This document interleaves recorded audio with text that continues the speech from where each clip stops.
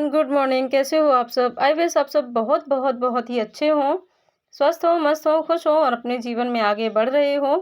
मैं भी अपने जीवन में आगे बढ़ रही हूँ और अभी आप देख सकते हो 4:30 बज गया है और मैंने अपने जो भी मेरे सुबह के काम हैं अर्ली मॉर्निंग वाले वो मैंने कर लिए हैं पूरे कंप्लीट और अब मैं करूँगी पढ़ाई।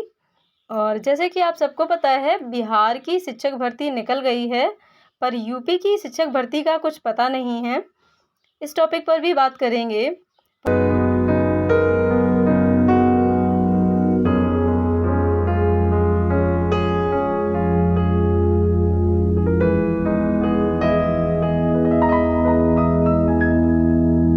तो अभी मैं आ गई हूँ अपनी स्टडी टेबल पर और सबसे पहले मैं पढ़ाई करूँगी और आज से मैंने डिसाइड किया है मैं कम से कम 1.5 घंटे की सुबह की पढ़ाई कर लिया करूँगी। पहले मैंने सोचा था कि मैं लाइव स्टडी सेशन रखूं ताकि आप सब भी मेरे साथ अपनी सुबह की पढ़ाई जो है कर सकें। लेकिन फिर मुझे लगा कि कोई वैकेंसीज़ तो आ नहीं रही हैं, तो पता नहीं इंटरेस्टेड होंगे सब कि नहीं। तो इसीलिए यही सोचकर बस मैंने लाइव स्टडी को स्किप कर दिया है और मैं अपनी नॉर्मल स्टडी 4:30 बजे से 6 बजे तक की स्टडी करती हूँ। तो अभी मैं इंग्लिश पढ़ रही हूँ, जैसे कि आपको मैंने पहले ही दिन डिसाइड करके बताया था कि मैंने 3 सब्जेक्ट जो हैं अपने लिए डिसाइड किए हैं, ईवीएस और सीडीपी और इंग्लिश। इंग्लिश की ये एनसीईआरटी बुक है जिससे वोकैब कंप्लीट करती हूँ मैं। इससे वोकैब में हेल्प मिलती है और इसके बाद हम सीडीपी पढ़ेंगे। तो सीडीपी की मेरी वही बुक है जिसमें जो मैंने केवीएस के दौरान ली थी, तो उसके पहले चैप्टर को ही अभी मैं कंप्लीट कर रही हूँ। टोटल उसमें 14 चैप्टर हैं। पहले ही दिन मैंने आपको बताया था और पहला चैप्टर ही बहुत ज़्यादा बड़ा है, जिस वजह से उसको जो उसमें टॉपिक वाइज़ है उस टॉपिक करके मैं पढ़ रही हूँ। 2 से 3 टॉपिक मैं एक दिन में कंप्लीट करती हूँ, मोस्टली 2 ही टॉपिक पढ़ पाती हूँ। तो आज का जो मेन मैं डिस्कशन कर रही हूँ आपसे वो ये कि शिक्षक भर्ती के बारे में तो क्या ही कहें। बिहार ने शिक्षक भर्ती जो वैकेंसी है वो निकाल दी है, लेकिन अभी तक यूपी में शिक्षक भर्ती का कुछ पता नहीं है कब निकलेगी। 2023 में निकलेगी भी या नहीं, इसका भी क्लियर नहीं कह सकते हैं, क्योंकि पिछले समय में जो रिस्पॉन्स रहा है उसके अकॉर्डिंग अगर आगे की चीज़ें देखा जाए तो विश्वास तो उठ ही चुका है। मुझे तो कुछ भी लगता ही नहीं है कि पता नहीं आएगी भी कि नहीं आएगी, क्या होगा। लेकिन फिर भी पढ़ाई तो करनी ही है, क्योंकि अपने आप को तैयार करना ही एकमात्र ऑप्शन है। और ये कह लीजिए कि अगर यूपी में भर्ती नहीं आती है, तो अदर किसी भी स्टेट में या अदर टीचिंग रिलेटेड जो वैकेंसीज़ हैं अगर वो आती हैं, तो वहाँ भी हम अपने आप को बेस्ट मतलब प्रेज़ेंट कर पाएँ और एक श्योर सिलेक्शन ले पाएँ। हमारा सिलेक्शन जो है, अब की बार जो भी वैकेंसी आए उसमें हमारा सिलेक्शन श्योर हो, इतना अपने आप को तैयार कर लेना है। जैसे कि पिछली जो वैकेंसीज़ रही हैं, यानी कि अभी जो केवीएस की वैकेंसी निकली है, उसमें भी परफ़ॉर्मेंस उतना अच्छा नहीं रहा। पर वो भी वैकेंसी कंप्लीट नहीं हो पाई। कहीं न कहीं इसका भी बहुत ज़्यादा कष्ट होता है, क्योंकि समय आगे निकलता जा रहा है। बहुत ज़्यादा नीड है इस समय एक जॉब की, क्योंकि एक जॉब की अहमियत क्या है, ये एक तैयारी करने वाला एस्पिरेंट ही समझ सकता है। और जिसकी एज आगे बढ़ रही है, जो अपनी ओवर एज की तरफ बढ़ रहे हैं, वो भी इसकी अहमियत को समझ सकते हैं कि कितनी इसकी इम्पोर्टेंस है, कि आज के समय में वैकेंसी निकालना कितना ज़्यादा इम्पोर्टेंट है। पर फिर भी जो चीज़ें अपने हाथ में नहीं होती हैं, उन चीज़ों के बारे में बहुत ज़्यादा सोचकर परेशान नहीं होना होता है, क्योंकि जो होगा बाद में उसे समझेंगे, निपटेंगे, देखेंगे क्या कर सकते हैं। और बस अपने हाथ में ये है कि हमें अपनी तैयारी अच्छे से कर लेनी है, ताकि बाद में कोई दिक्कत ना हो।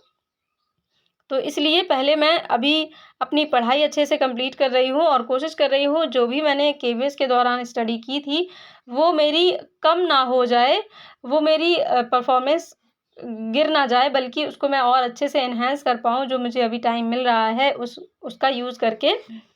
तो बस इसीलिए मैं सुबह-सुबह से उठकर अपनी पढ़ाई पर फिर से फ़ोकस करने लगी हूँ, क्योंकि मुझे केवल यही एकमात्र रास्ता दिखता है जिसके ज़रिए मैं अपनी लाइफ़ को बदल सकती हूँ, मैं अपनी लाइफ़ को चेंज कर सकती हूँ और मुझे अपनी बेटी को भी एक अच्छा भविष्य देना है, तो मुझे पढ़ना ही होगा हर हाल में। तो इसीलिए बस यही सोचकर यही एक मेरे पास मोटिवेशन रहता है, जो हर वक़्त मेरे आँखों के सामने रहता है, मेरी यशवी और यशवी को हर हाल में मुझे बहुत अच्छी एजुकेशन देनी है, ताकि आगे वो भी एक सेल्फ डिपेंडेंट वुमन बन पाए और कहीं न कहीं चीज़ें होती भी हैं कि हमें अपने फाइनेंसेस के लिए खुद रिस्पॉन्सिबल होना चाहिए। हम अपनी लाइफ़ के लिए स्वयं रिस्पॉन्सिबल हों, हमें अपने आप को इतना तो स्ट्रॉन्ग बनाना ही चाहिए। बस यही सोचकर मुझे अपने लिए कुछ करना है, अपनी बिटिया के लिए कुछ करना है, यही सोचकर मैं अपनी पढ़ाई को आगे बढ़ाती हूँ और मुझे किसी भी हाल में एक अच्छी-सी जॉब ज़रूर करनी है। इसके लिए चाहे जितना स्ट्रगल, चाहे जितना पेशेंस रखना पड़े, मैं करूँगी, चाहे जितनी मेहनत करनी पड़े, मैं करूँगी। तो बस अभी की मेरी स्टडी हो गई है कंप्लीट और अब मेरे जो हैं डेली रूटीन जो वर्क होते हैं वो स्टार्ट हो जाएँगे और यहाँ मैं करती हूँ योगा। सबसे पहले मेरा योगा रहता है पढ़ाई करने के बाद, क्योंकि मेंटली प्रेशर जो आजकल बढ़ रहा है, उसको झेलने के लिए एक ताकत होनी चाहिए, मानसिक शक्ति होनी चाहिए। तो इसको इम्प्रूव करने के लिए ही मैं योगा करती हूँ। आप सब भी अपनी लाइफ़ में योगा इंक्लूड कर सकते हैं, ताकि आप भी इसकी पावर को महसूस कर सकें और आपकी लाइफ़ में भी काफ़ी पॉज़िटिविटी आ सके।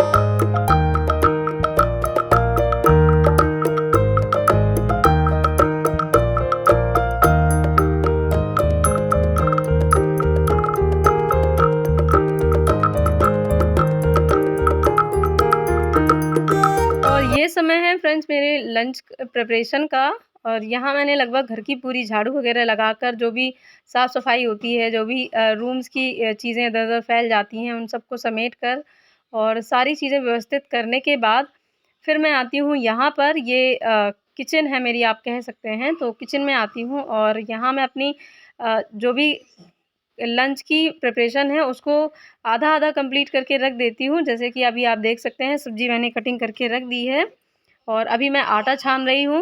कभी-कभी मैं आटा लगाकर रख देती हूँ और कभी-कभी नहाने के बाद आकर लगाती हूँ। तो आज मैंने सोचा है आटा जब नहाकर आऊँगी तभी लगाऊँगी और बस सब्ज़ी कटिंग हो गई है। आज सब्ज़ी में है आलू टमाटर और प्याज की सब्ज़ी और इन सबको ढक कर रख देंगे ताकि मक्खियाँ वगैरह ना लगें और जब तक नहाकर आएँगे तब तक ये सुरक्षित रखे रहेंगे।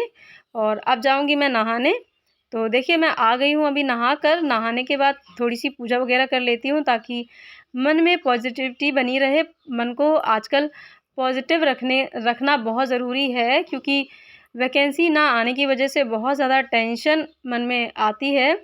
अपने आप को थोड़ा-सा मेंटेन रखने के लिए, पेशेंस बनाए रखने के लिए और पॉज़िटिव बने रहने के लिए ये कुछ चीज़ें हैं, आध्यात्मिक चीज़ें हैं जिनका सहारा लेना पड़ता ही है, ऐसा मुझे लगता है। तो मैं इन चीज़ों का सहारा लेती हूँ, जिससे मुझे अपने आप को शांत रखना और अपने आप को पॉजिटिव बनाए रखना, मतलब इन चीज़ों में मुझे हेल्प मिलती है।